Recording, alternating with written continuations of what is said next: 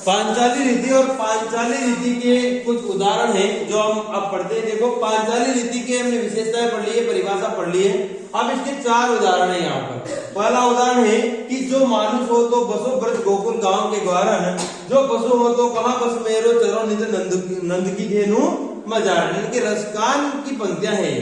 रसकान हर स्थिति में भगवान श्री कृष्ण का सानिध्य प्राप्त करना चाहते हैं, उनकी निकटता प्राप्त करना चाहते हैं, चाहे मरने के बाद उनको कोई सा भी जन्म मिले।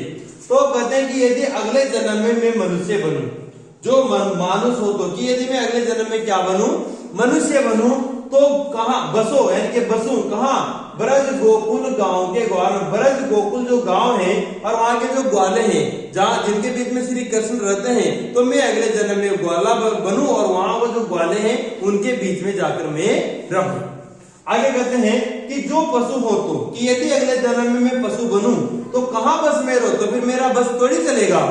चरो नित नंद की धेनु मजारन, तो मैं चरूं, नित्य यानी कि रोज, नंद की यानी कि कृष्ण की, धेनु यानी कि गाय, मजारन इनके बीच में, कि श्री कृष्ण की गायों के बीच में जाकर मैं रोज ही चरूं अगले जन्म में अगर पशु बनूं तो। ये हो गया रसकान का, जिसमें पांचाली रीति है, यानी कि मधुर सरल शब्दों का प्रयोग हो रहा है, इसलिए यहाँ पर कौन सी रीति है, पांचाली रीति है। आगे देखो दूसरा उदाहरण है, हे प्रभु आनंद दाता ज्ञान हमको दीजिए, शीघ्र सारे दुर्गुणों को दूर हमसे कीजिए। इसमें तो बिल्कुल कुछ कहने की जरूरत ही नहीं है।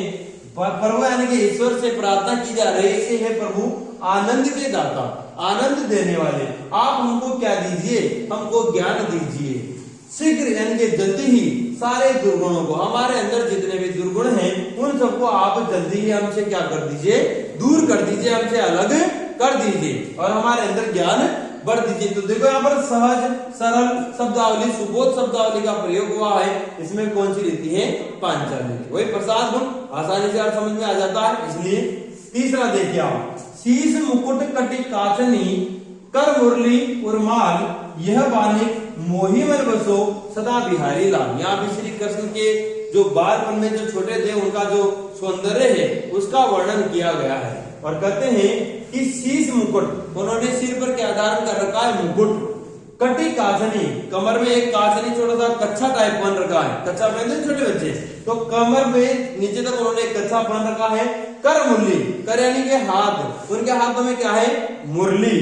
उर्माल, उर यानी हृदय, हृदय में क्या धारण कर रखी, एक माला धारण कर रखी।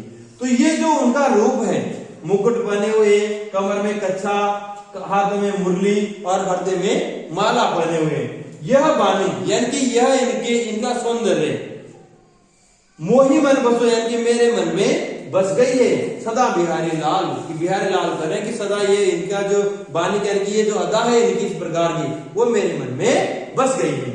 आगे आता है अपने चौथा उदाहरण, धूल भरे अति शोभित श्याम जू बनी है सिर सुंदर चोटी, खेलत खाद फिरे अंगना पग पेंजनी बाजती पीली कछोटी, काग के भाग बड़े सजनी हरि हाथ सो ले गयो माखन रोटी।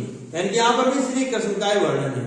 छोटे से श्री कृष्ण हाथ में वो रोटी ले रखी है, आंगन में खेल रहे हैं, घूम रहे हैं, और उसी समय एक कौवा आता है और उनके हाथ में से जो रोटी होती है माखन रोटी, उसको ले जाता है। तो काग के भाग बड़े सजनी हरि हाथ सो ले गए माखन रोटी। यहाँ पर भी बिल्कुल आराम से सरलता से अर्थ समझ में आ रहा है, सीधे मधुर शब्दों का, सरल शब्दों का प्रयोग हुआ है, पांचाली रीति है। इसका अर्थ देखिए, किस रीति छोटे से हैं, धूल भरे, यानी कि धूल से भरे हुए हैं, धूल में खेल रहे हैं मिट्टी में, तो धूल से भरे यानी कि उनके ऊपर धूल लगी हुई है।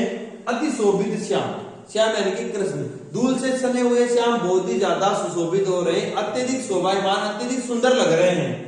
जो बनी है सिर पर सुंदर चोटी, और उनके सिर पर क्या बनी हुई है, सुंदर चोटी बनी हुई है। बड़े बड़े बाल थे तो उनके वो बना फुग्गा बांध देते हैं ना, तो चोटी बनी हुई है, सुंदर चोटी बनी हुई है।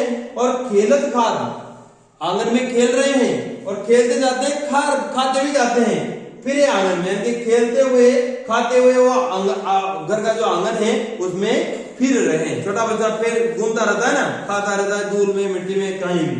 और पग पेंजनी, उनके पैरों में एक पेंजनी जो बंधी हुई है, घुंघरू बंधे हुए हैं, बाजती वो बज रहे हैं, और पीली कछोटी, पीला कच्छा उन्होंने पहन रखा है।